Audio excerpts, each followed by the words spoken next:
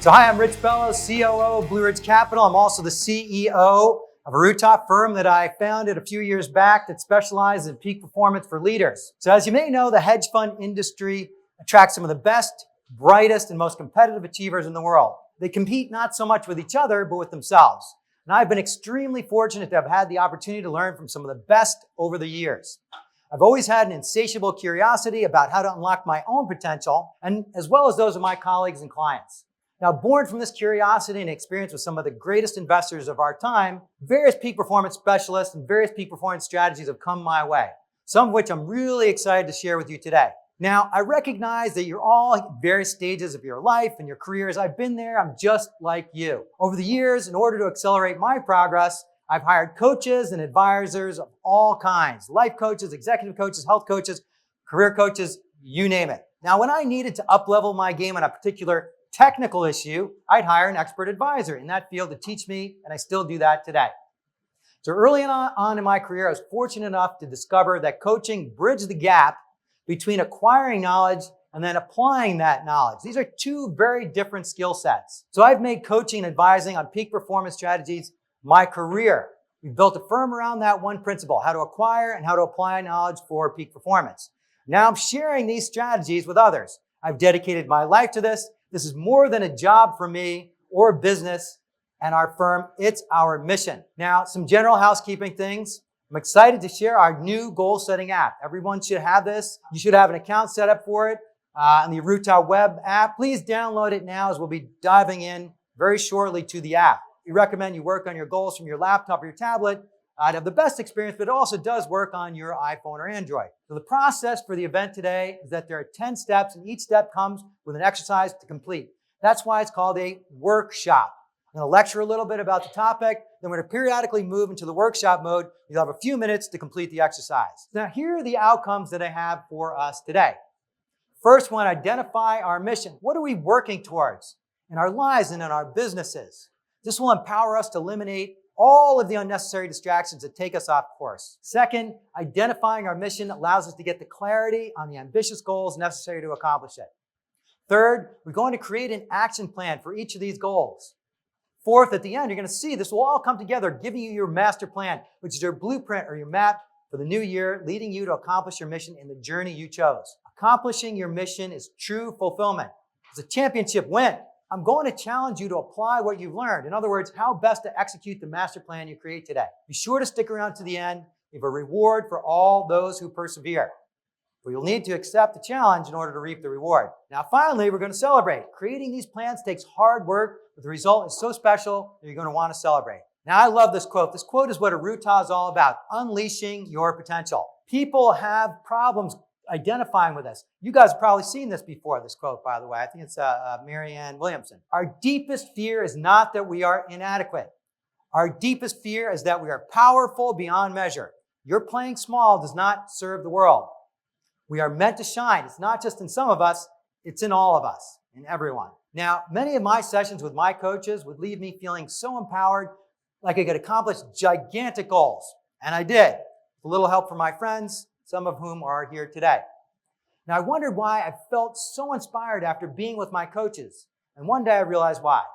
You see, I had no idea how much potential I truly had and how much of it was locked away deep inside of me. My coaches seemingly had the key to unlock my potential. I embarked on a mission to figure out how to unlock the maximum amount of it, not just for myself, but for others as well. And that's why I created Arootah. I understood the power that coaching can unleash. Don't play small here tonight. Set really big goals. Now, when you registered, you selected a particular topic or journey to focus on today. We found that it's best to focus on one journey at a time. Now, we define journeys here as the domains or dimensions of your personal and professional lives. We break the journeys down into two broad categories, business and personal. On the business side, along the top, we've got alternative investment funds, family offices, and service providers. On the personal side, along the bottom, we have life, health, and career. Everything we discuss here today is applicable to one of these 6 journeys. Now, I found that the key to long-term success is always process. I'm going to take you through a process here today. It's guaranteed to lead you to success in any endeavor you choose, if you follow the process. So why are processes so important?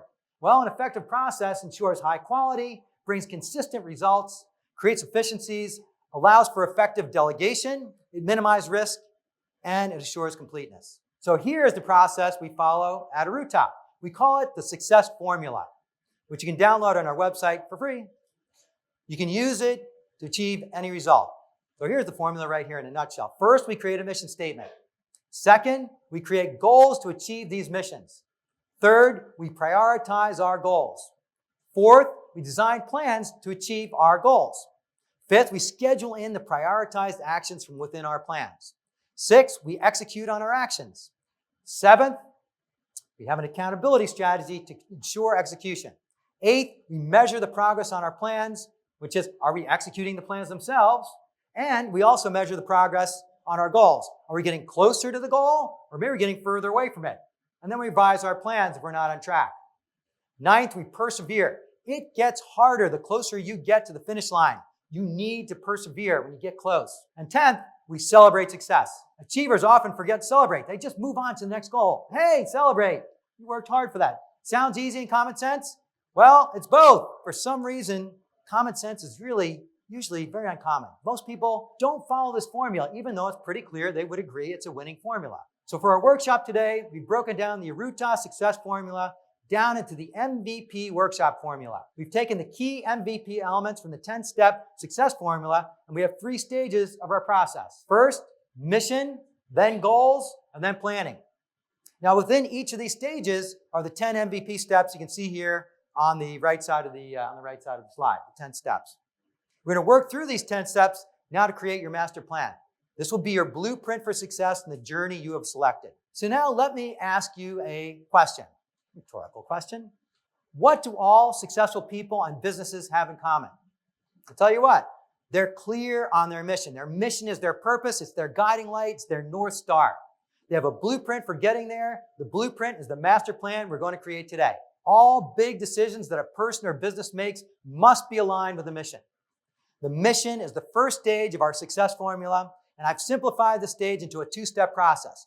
First, area category combinations, and second, we're going to prioritize those area category combinations. Those area category combinations that have the most significant impact on the overall mission will obviously get prioritized first. So let's get started on that now. So stage 1 is the mission statement stage. The start of our process entails building the foundation of our mission. The foundation is based on a hierarchy. That hierarchy starts with choosing one of the 6 journeys, also known as the mission. Now, we've already done that. Each journey is made up of 10 functional areas, which are merely subsets of the mission. Then within each area are 10 categories. The exception is the alternative investments journey, which has 2 sub-journeys for the investment team and the operational team. Now, our first step is to choose the highest priority areas associated with your journey. Then we're going to choose the highest priority categories within those areas. These area category combinations are the foundation of your mission. So here are the 10 areas that you may choose from for each journey. By the way, you can also choose your own area. That said, we found that a goal-setting process is greatly enhanced by the user having a series of options to choose from. You'll see that the areas for your journey in the top left panel in step 1 of the app, we'll see that in the next section. So as an example, here are the 10 investment areas of alternative investment funds that you may choose from. You'll see these areas in a drop-down box in step 1 of the app. On the left panel where it says area description, you'll click the arrow. And you can see how we describe each of these areas, like sleep, which is an area within the health journey. Now, within each of the 10 areas, you're going to see 10 categories to choose from. Note that you'll need to scroll down the box to see all 10. Or you can enter your own like you could with the areas. In this example, you can see that the first that they have selected is the area of portfolio management. Within this area are 10 categories: construction, weighting, targets, etc. You will choose the category within the area that you feel is the most important foundational block for your particular journey. Here, this person selecting targets within the area of portfolio management. Now we're almost ready for the first workshop portion of the presentation. Here's what you're going to do. Try to pick at least 10 of the area category combinations that you want to focus on improving next year. The 9 subsequent exercises will be based on the combinations that you choose here. We found that if you give people too much time to do this, it leads to paralysis by analysis. Trust your brain. Usually your first choice is right. Then there's also Parkinson's law. Studies show that when people are given extra time to complete a task, they will generally take advantage of that time, even if they don't need it, and even if it doesn't lead to better performance on the task. So now remember, this is a two-step process. Select the area first on the left, and then go to the right and select the category within that area. Then move on to the next area category combination. Right? Don't choose all the areas first. Now remember, you can also choose your own area or category. You can choose an area more than once if you like. Now it's your turn to do it. Remember, pick up to 10 area category combinations from the drop-down box. It's a two-step process. First select the area on the left, then go to the right and select the category within that area. And remember, you can also choose your own area or category. Then, importantly, click on the orange box in the top right where it says Add More to add another blank area category combination row. Then choose the next area category within that area. So you can go horizontally, not vertically. A lot of people get this wrong. Oh, by the way, here's an example of what it should look like when you're done. So remember, you can choose an area as many times as you want. Hopefully you have at least 10 great area category combinations as the foundational basis of your mission for the coming year. The next step of our MVP process is prioritization. Let's chat a little bit about this before you begin. Think of time as a resource. In fact, time is the most precious resource that any of us has. Once you've figured out where to invest your precious time, only then should you focus on other resources like human capital or technology or even money. Keep in mind that once time is gone, you can't recover it. Unlike money, which you can make back. Now, in order to spend our time wisely, we need to prioritize what we work on. It's the same principle as investing. You want to invest in those stocks and bonds where you get the highest return. You also want to invest your time where you get the highest return. The highest priorities should be worked on first and most. Now, most people understand this when you explain it to them, but few people actually do it. You have 168 hours in a week. Decide in advance where you're going to spend them. You get to decide what the return is, and it depends on your journey. For instance, in the life journey, my return is defined as fulfillment, right? Am I spending my time on those areas where I reap the highest return on my fulfillment? For a business journey, the return will likely be net income. Yeah, money. Now, some of you may know Warren Buffett is a pretty successful guy, at least financially. His pilot asked him one day, "Hey, Warren, what's the secret to your success?" And Warren said, "Oh, you really want to know?" And he's like, yeah, I want to know. So he said, take out a piece of paper. And on the left side, write down your top 5 goals. Pilot did this and said, okay, what's next? Warren said, okay, now on the right side, make a list of the next 20 goals. The pilot did this, and then Warren asked him, he's like, all right, what'd you learn? And the pilot said, well, I'm going to work on those 5 goals, right? And get them done. As I'm working on them, I'm also going to work on the 20. I'm going to find time to work on the 20. And Warren said, no, that is not what you do. The 20 goals, those 20 goals on the right side of your list are the enemy of getting the 5 goals done. This is another way of expressing the importance of prioritization. Now, prioritization is the cornerstone of our coaching and advisory practice. Our coaches and advisors hold our clients accountable to investing their time on their highest priorities. It's the bedrock of all of our processes and software at Arootah. Now that you know which areas, category combinations you want to focus on, you're going to prioritize them. You should not give equal weighting to all of your priorities. You have limited resources to spend on them. Why would you give equal weighting to them? The most important resource is time. Prioritize each area category combination you decide upon rather than go through these instructions. Now, we're going to go through an example of how to prioritize a list. By the way, this is how to prioritize any list. So let's take a look at this. So here's a list that we want to prioritize. Okay, now how are we going to do it? Well, first of all, we're going to go to nutrition. So this is the first item in all this. This is what you guys should have. We're going to take a look at nutrition. We're going to take a look at nutrition and compare it to self-care, right? Compare it to self-care and say, wait, nutrition's more important than self-care. So that stays first on the list. Then we're going to compare it to sleep. We're going to say, wait, nutrition or sleep more important? So you know what? Having trouble getting sleep. Sleep is more important. We're going to move sleep up to the top. Isn't that cool? Move sleep up to the top. Now we're going to compare sleep to nutrition. Sleep still at the top, obviously. We're going to compare it to self-care, still at the top, to fitness, hydration. This is where you're good at, not whether fitness is good. Hydration, I get enough water. Detox, I'm good. Stress management, I'm good. Environment, I'm good. Hearing, oral prevention. Nutrition is my first priority in my list. Now I'm going to lock it in. You can press that little button there, and we see it's in blue now. We're going to go to the next one. Next one, we're going to compare nutrition to self-care. Fitness, hydration, detox. Nutrition, number 2. Just happens to be number 2. Boom. We lock it in. Let's take a look at self-care. Nails, is that a really important one? Is that more important than fitness? No. Let's move fitness up now. So we'll move fitness into that third spot. Now we got to compare. Are we done with fitness? No. So we have to compare it to the other. Self-care, hydration, detox, stress management, environment, hearing, prevention, fitness. It's a winner. That's number 3. Now you're just going to keep going on like that. Hopefully you guys get the picture. And if you can't figure that out, it's only 10 items. You can just put them in priority order. Now defining the area category combinations and then prioritizing them is the foundational basis for our mission, otherwise known as our journey. That was stage 1. This prepared us for stage 2, and that's setting our goals, right? That's what you're here for. But first, what are goals and why are they important? It's always good to get back to the basics. Goals are simply subsets of your mission, and your mission is just a global goal. The principle here is that if you've chosen those goals that have the highest impact on your mission and then invest your precious time and resources on achieving these goals, you'll reap the highest return on your investment of those resources. So measurement is the third step in our MVP formula.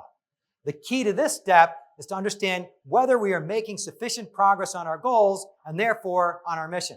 The only way that we can decipher whether we're doing that is by measuring. You can't effectively manage what you don't measure. The appropriate measurement can tell us if we're using our resources efficiently and effectively. Measurement also helps us to hold ourselves and the people we manage accountable for achieving our goals.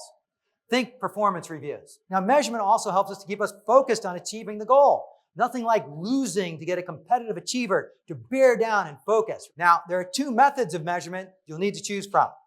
One is quantitative. The other is qualitative. Deciding which method to use can be tricky, is dependent on the type of goal being set. A quantitative measurement should be used for goals that can more easily be measured numerically.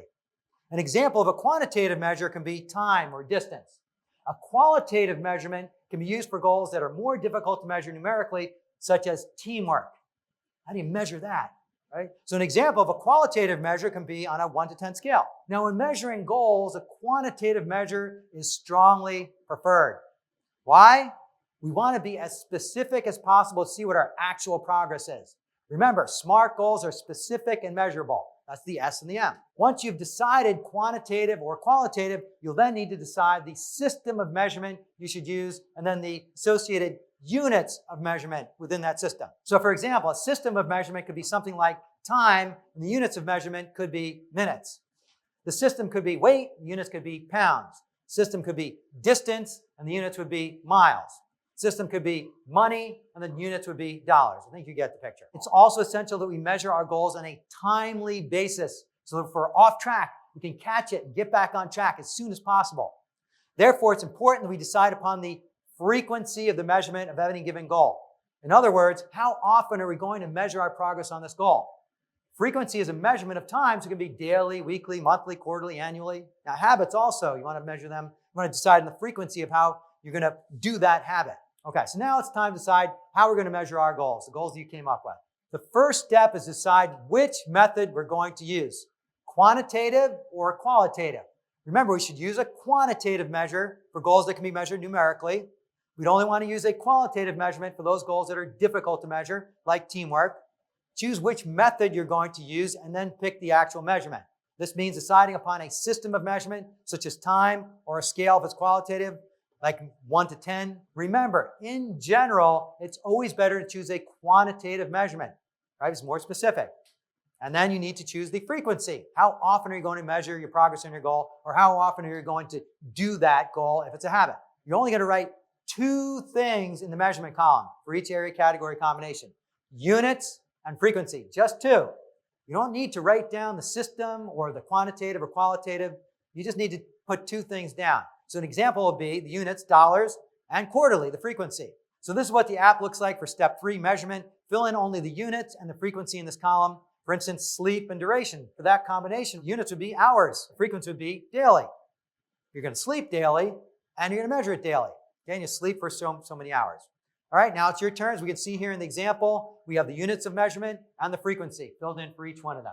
Now, as I said before, this can be challenging coming up with units of measurement. Don't worry so much about that. It's really in the goals. That's the sweet spot of what we're doing here. It's setting the goals. That's what we want to be focused on, and that's what we're going to be doing right now. Goals, right? So now it's time to actually set some goals. That's why you're here. You can see on my slide the definition of a goal. I like to call it a goal statement. You want to make a commitment to this goal. A goal statement is a specific declaration, declare it, of an intention to accomplish something within a specific time frame that is relevant towards achieving a mission. Goals are merely subsets of your mission. Now, in setting goals, keep in mind the SMART goal principles. First, be very specific so that anybody who sees this goal will understand exactly what it is that you're trying to accomplish. Clarity is power. Next, make it measurable. We handled this in the last step, but in the goal statement, you're going to restate specifically how much of that measurement you wish to achieve and how frequently you're going to measure your progress. Be sure your goals are attainable, but don't get carried away here. Make them challenging, not too easy. You'll get bored, but also not too hard. You won't do it. The Goldilocks principle, just right. So be sure that your goals are relevant. In other words, be sure your goal relates to your mission. You've already done this by assuring it's in an area and category that you chose for your mission. Now, your goals should also be time-bound. We're going to set a start line and deadline later, so there's no need to worry about that for this particular exercise. So now it's your turn to set some goals. Remember, you want to make it specific. Clarity is power. Next is measurement. Restate the amount and the frequency you intend to measure it, and then do it. Make them attainable. Don't get carried away. Make them challenging but possible, not too easy, not too hard. Ensure that they're relevant. Make sure that your goal relates to your mission. Now, this is already handled because your goal relates to the prioritized area category combinations that you put together in the first step of your process. So they will be relevant. And don't worry about time-bound. We'll do that in another step. We'll set start lines and deadlines. So this is MVP step 4 in the app. You're just going to enter your goal statement in the app one by one. Okay, here's the example. This is what it should look like when you're done. Hire and onboard the highest scoring CIO within the next 3 months. Just set some great goal statements. Now, a crucial ingredient for any goal-setting process is to be sure that you have a strong reason why you must achieve your goal. This is known as your purpose. You need a strong why to inspire you to take the massive action necessary to achieve the goal. Now, the reason for this is that goals take what? Effort. If you don't have a good reason or purpose or why you should expend the effort, you won't do it. It's especially important when you encounter obstacles. Having a strong purpose gives you the incentive to overcome any obstacle. What happens when you set a goal? Enemies show up. So having a strong purpose is also a great procrastination buster. It helps you to just get started. It also helps you to eliminate distractions so you can get down to the business of focusing on achieving your goal. Now, the key to a strong purpose statement is to elicit the twin motivators of pain and pleasure. We're literally biologically wired to avoid pain and to seek pleasure. We need to hack our system and use these motivating forces of pain and pleasure to empower us to achieve our most challenging goals. By the way, another way to refer to pain and pleasure, especially in the business world, is by using the terms rewards and consequences. But the idea is the same, and emotions are the more powerful motivators. So I prefer the terminology pain and pleasure. Tell it like it is. So our next exercise is to create a powerful purpose statement for each of our goals. In order to do that, we'll need to dig deep and stir up some emotions. Remember, emotions are the driving force. The driving force behind why we do anything. The stronger the emotion, the more we're capable of. We need to hack these twin emotional forces, namely pleasure and pain. Then we need to employ them to get what we want, which is to achieve our goals. Now, to create powerful purpose statements, you can ask the following 4 questions. What would happen if I achieved this goal? What rewards and pleasure will I get from achieving it? What would happen if I don't achieve it? What consequences and pain would I have to endure if I don't achieve this goal? Now, by the way, anybody who's watched the World Cup recently and maybe saw that Brazilian player miss a kick, I forget who they're playing, miss a kick to lose the game in front of his entire country, could literally see the pain he had to endure because he didn't score, he didn't achieve his goal. That's pain, right? He did not score the goal. We don't want to be there. So this is step 5. You'll create a purpose statement by filling in the 2 boxes underneath your goals. One for rewards and one for consequences. In other words, known as pleasure and pain. Remember to ask the 4 questions to inspire you to write this purpose statement. What would happen if I achieve this goal? Yay! What rewards and pleasure will I get from achieving it? The positive emotions. And what would happen if I don't achieve it? What pain would I have to endure if I don't achieve this goal? So here are some examples of some purpose statements for alternative investments. Let's write some things. What would be great if I achieved this goal? What would suck if I didn't? Now we're going to move on to our 3rd and final stage of our MVP formula, planning. We got clear on our mission in stage 1. We had set some impactful goals in stage 2. Now we need to focus on achieving them, and that's where the planning stage comes in. There's going to be 5 steps for this stage. So let's take a look at some of the benefits of creating a written plan. First of all, a written plan increases the probability of achieving a goal exponentially. Take a look at the statistics. A plan encourages proactive behavior by listing out our specific actions. We know exactly what we need to do to achieve our goal. A plan releases our creativity. Brainstorming should be the first part of any planning process. A plan forces us to focus on achieving our goal because we follow the plan. We don't succumb to distractions. A plan inspires teamwork and collaboration as the team rallies around a plan. A plan also empowers us to decide how to allocate and efficiently use our precious resources. This is Ben Franklin. Ben Franklin's quote says it all. By failing to plan, you're planning to fail. So now it's time to create our plan. The goal is the what, the purpose is the why, and the actions are the how. So creating actions is the 6th MVP step of our process. Without taking action, nothing gets done. So first is a brainstorming process. We want to propose various impactful actions that we can potentially take to achieve our goals. We likely won't need all of these actions. Brainstormed actions are where you start, but more on that in our next step. Okay, so here's the process. First, brainstorm. Write down as many action items related to the goal you can think of. Remember that here, quantity is more important than quality. This is just a brainstorming exercise. In the next step, we'll pick out the best of these actions. Now, I've always found that thinking about the resources that you can use that can help you achieve your goal are a good source of ideas for action items. In other words, ask, who or what can help me achieve this goal? Like a coach or some technology. Now, for inspiration, you can check in with your goal's purpose statement. We're going to create at least 2 actions for each goal, but try to limit them to no more than 10. Okay, so now it's time to brainstorm as many actions as you can. Click on the Add Item orange button at the bottom of your screens. You can also click on that bottom button a few times. You just want to crank out some blank actions, that's okay. So you can choose from those here. Once you're out of ideas, or you've accumulated 10, then move on to the next plan and click on the button at the bottom of the page. This will take you to the next goal and so on. This is the most difficult exercise, by the way. You really need to focus in on this. And then it's all downhill from here. You should all now have a nice series of actions to take to achieve your highest priority goals. Well done. We're well on our way now on step 7 of the 10-step MVP process. Now we're back to prioritizing. Over this time, we're prioritizing the actions that will lead us to achieving our goal in the most efficient and effective manner. Now, in prioritizing here, you're going to think about 2 things. First, sequence. Which of our actions do we need to do first? In other words, which action we need to do first in order for the other actions to take place. For example, while setting your alarm may not seem like a big deal, if you don't set your alarm, that 5 a.m. early morning meeting probably is not going to happen. Then think about the impact. Which of our actions will have the greatest impact on achieving our goal? Which action will provide us with the highest return on our time? The return here being defined as the % impact on achieving our goal. Now, some of you may have heard the 80-20 rule, which is also known as the Pareto principle. The Pareto principle asserts that 80% of a goal's outcome derives from 20% of the actions from any given plan. So you only need to focus on the 20%. This means for a plan with a list of 10 actions, you only need to focus on the top 2 to get you 80% of the way to your goal. Often that's enough, because you can use the rest of the time to focus on your other high priority goals. It depends on how important that goal is. Now, I once had my team check this principle out for Blue Ridge's profits to see where they came from. And indeed, it turned out that 80% of our firm's profits came from only 20% of our limited partners. It was actually 79-21, but it was close enough. So now we're going to prioritize the list of actions from the previous exercise, MVP step 6. However, here we're only looking for the top 2. So once you figure those out, move to the next plan by selecting the button at the bottom of the page. So feel free, by the way, to use the same methodology we use for prioritizing area category combinations and compare the first to the second, etc.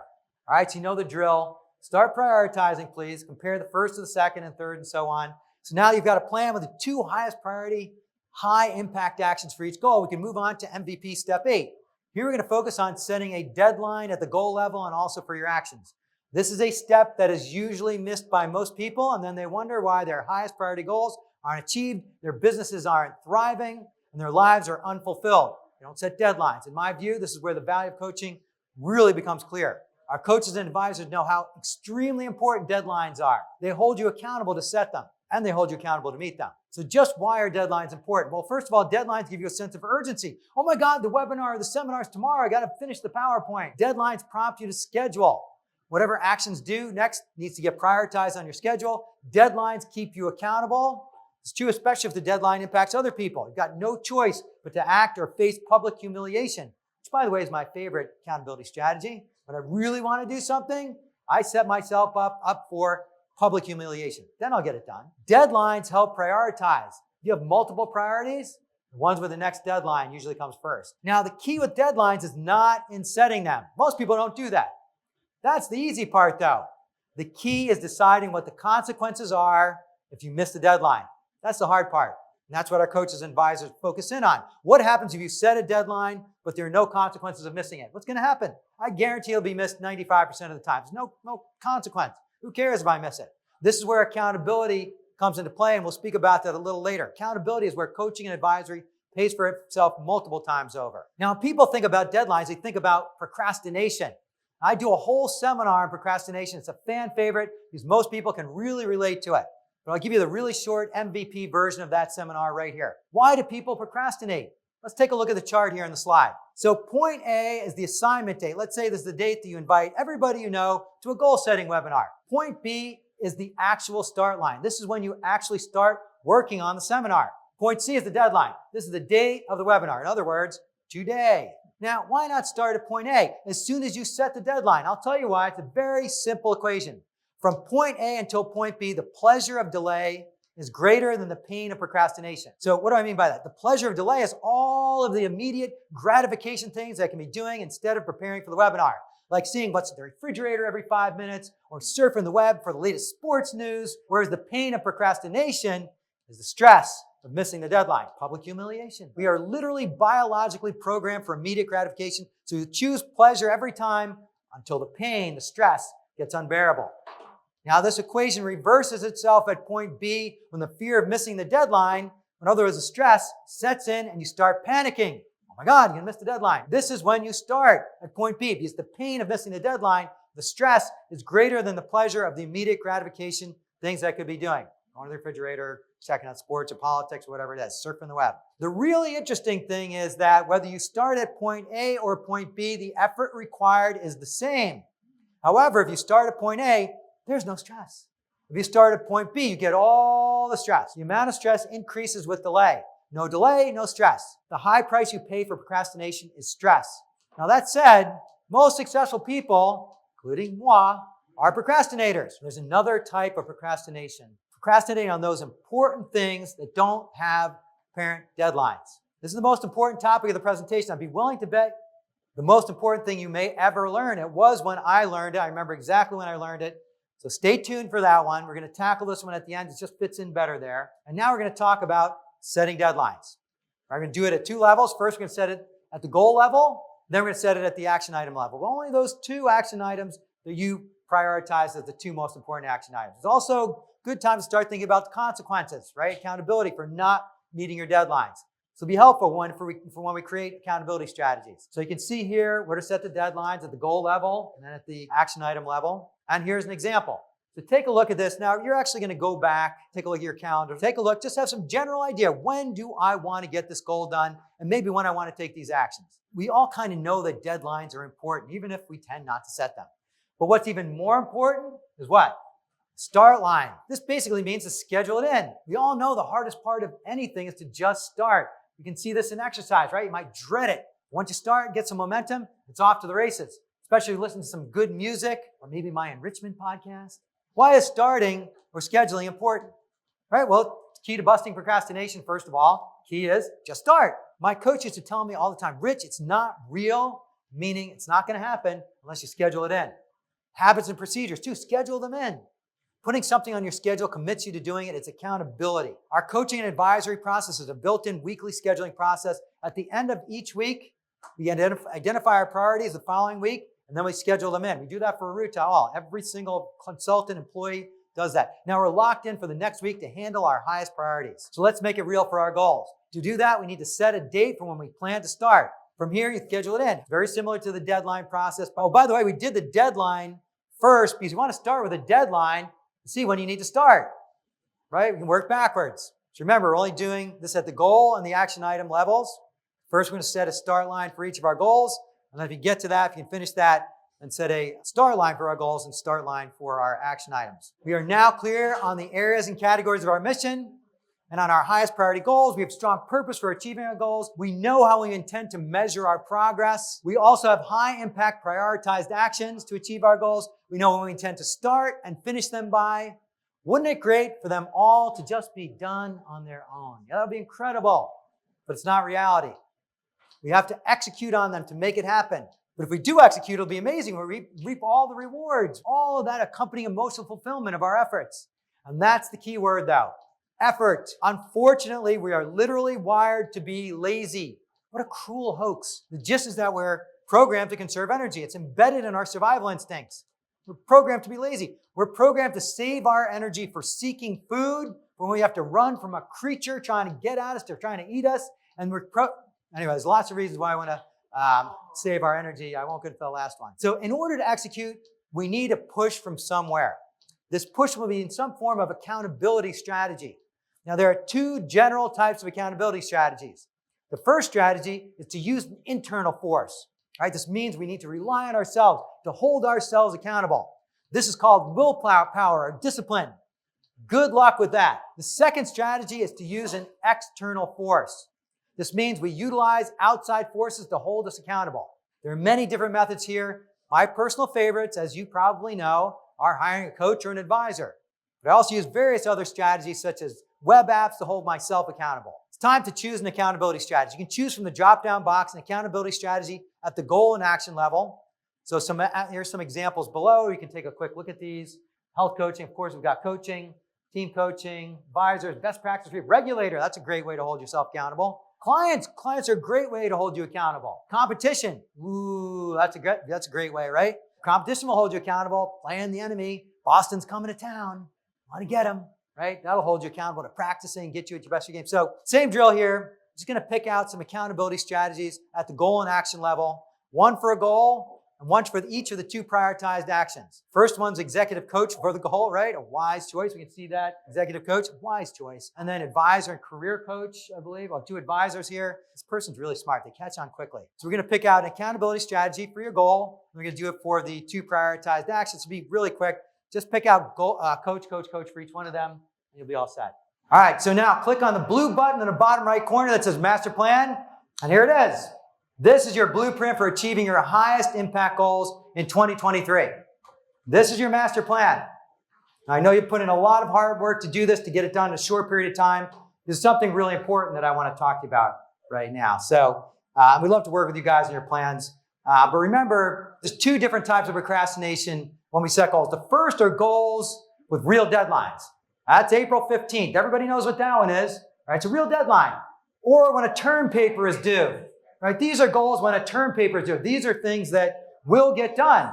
What's the deal? What's the problem if you miss a deadline? Big problem. So you're not going to miss it. You might procrastinate on it. So there's no big problem. You're actually going to do it. Now, the other type of goals are those goals that don't have a hard and fast deadline. Like going to the gym.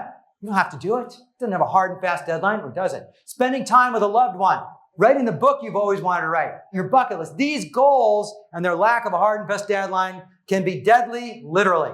Goals without apparent deadlines are the ones you don't take seriously enough, even though they may, in fact, be the most important of all. So those without an apparent deadline usually won't get done without some type of external force pushing you to get it done. By the way, there is a deadline for these. That's why I say apparent deadlines. But there usually is an actual deadline. You just don't know when it will be. But when it comes, it's usually very painful, and it's usually too late. The SEC mock exam, you never got to. You didn't practice for it, and then the SEC comes and knocks at your door. The dream career you never transitioned to, and that's too late to start it. The giant, perfect client you intended to approach, but you never did, and then they went with a competitor. The child or parent that you had an argument with and never made up with, and then something happens, and it's too late. Or maybe the exercise regime you never started, the health coach you never hired, that because you didn't take care of your health, you end up in the ICU or worse. You meant to quit smoking that vape, and then the doctor tells you it's too late. You only got 3 months to live. The book you never wrote, then you end up in your deathbed, with the book left still inside of you. And then you have a story for that. My uncle actually wanted to write a book, and then he got the notice that he only had a month to live, and he always wanted. He's like, I always want to write that book. Now he's very lucky that he had a life coach as his nephew, because we got that book done in 3 weeks, tears streaming down. He's like, this is why, this was my moment. He got it done. He died a week later. But most people don't get that chance. These are all kinds of habits are on this list, both instilling the good habits, eradicating the bad ones. There's a very long list of goals for many people. There's usually a tremendous amount of pain and suffering, even depression, that people deal with because of this insidious form of procrastination. It's not that they don't realize their dreams. They never even are able to start. They're too paralyzed by procrastination. Now, when I first heard about this concept, and I remember the exact moment, it hit me like a ton of bricks. I knew I loved my coaches so much, but I could never quite figure out why. I just loved them. They inspired me. And then I realized they wouldn't let me get away with not focusing on those crucially important things in my life that didn't have actual deadlines. They kept me on track for achieving the goals without deadlines. It's precisely why I went into this business, to give this gift back and to be surrounded by outstanding coaches, many of which are here today. So, like I said, I love my coaches, my advisors. It's why I went into the business. I want to be surrounded by them. I want to give back to the clients the gift that I was given. So what's so powerful about coaching? Clarity, right? As we try to get to you today, we try to get you so clear on your missions and your goals. It's hard to do that in such a short period of time, but I'll bet people have made real leaps if they've worked at these exercises. They get you really clear on your mission and your goals, super specific, anything you want to accomplish. Remember, accomplishing a mission is the ultimate fulfillment. Then they help you with the strategy, the plan to actually creating a winning strategy to get you to get that goal achieved. They teach you that prioritizing is the most important thing. Accountability. Great coaches do whatever it takes to hold you accountable. They inspire you to persevere on your execution of your plan, on your habits, until you achieve success. My coach told her I was working on my sleep. He was texting me every night. I was like, hey, how you doing? She's like, aha, you're not asleep. She's like, you better respond. If you're still awake, you better respond. Great coaches do whatever it takes for you to achieve your goal. That's a great coach. It's a coach that cares about you. So these are the types of coaching that we have. We have executive coaching, career coaching, life coaching, health coaching. Now, let me just give you a quick example. Somebody wants to set this up. They can actually do a coaching session with one of our coaches just to test it out, see what it's like. But here's a coaching session with a portfolio manager trying to raise money, or anybody who's trying to raise money for their business. So you can see here, the person comes in and they come to the coach and they're like, I want to raise capital for my fund, but I don't know how much to raise. I can see there's the obstacles. They don't know how much to raise. I know I should do it. It's important, but I'm just not inspired about it for some reason. I also keep putting it off. I know that I'm not good at marketing, so I'm kind of dreading doing it. I also know that I don't know exactly where to start. And I've started a few times, but I tend to give up. Now, coaches are trained to be great listeners. They're listening for these obstacles, for these enemies, for your goals. I was going to handle them one at a time. First, I don't know how much money I want to raise. That's the first one. I don't know how much money I want to raise. This is a classic clarity problem. Coach will immediately identify the issue as a lack of clarity. We have tools at Arootah that can help you with this. And one of the benefits of Arootah is we have a lot of technology that goes along with our coaching. The best tool for this one would be our decision matrix. So get this person really clear on how much money to raise. Second challenge, I'm not feeling inspired enough to act. Coach will identify this as a lack of a strong purpose and work on getting the client to identify the pain with not achieving the goal and then the pleasure or reward from achieving the goal. This person needs to be inspired. They need a purpose. They'll go through it. So, you don't achieve the goal. What's going to happen? 1 year. You don't achieve that goal in 5 years. You're going to write your book in 5 years, 10 years. All right? Pain. What happens when you achieve that goal? Pleasure. Third obstacle. I want to get to it, but I keep putting it off. What's that one? Classic procrastination challenge that coaches are trained to handle. They'll empower this client by reviewing their priorities. Hey, this is your number one priority. You're really not going to get to that one? This is your priority. You want to get to this one? Get to this one. Schedule it in. They'll say, schedule it. I've met my coach. Like, yeah, I'll schedule it. No. Schedule it right now. Fourth, I suck at marketing. I'm not good at marketing. A classic limiting belief challenge. Coach is going to work with this client to transform this limiting belief into an empowering belief. Or they'll say, you know what? You're not good at it. Delegate it to somebody who is. Bottom line is results. I want to get results. Fifth, I don't know where to start. The challenge here is lack of a plan. All right? Coach will work with the client to develop a plan to achieve the goal. Then that client will know exactly where to start. You got a plan. You got a planning tool. Also, much more sophisticated one than this. Finally, have trouble following through. This is an accountability issue. Coaches have various tools in their arsenal to hold their clients accountable. You've got a habit tracker, for instance. So that'll be a tool that this person like, hey, practice every day at marketing. Practice your pitch, practice your pitch, practice your pitch. Put it on your accountability strategy. Or For this one, I think we said, sign up for a panel at a corporate cap intro event. They sign them up for that. The accountability strategy there, public humiliation. They're going to be on a panel in front of all their potential clients. They'll do a good job. They'll practice for that one. That's what a coach will do. That's what it looks like. Enormous value, by the way, in anybody's book. This one coaching session for this client can pay for lifetimes of the cost of coaching. The best investment you can make is an investment in yourself. The second best investment you can make, now if we're talking about business, is an investment in your employees. Thank you all. Thank you so much. Have a wonderful 2023. Achieve your goals, please. Whether you get a coach from us or somebody else, get a coach. Achieve your goals, please.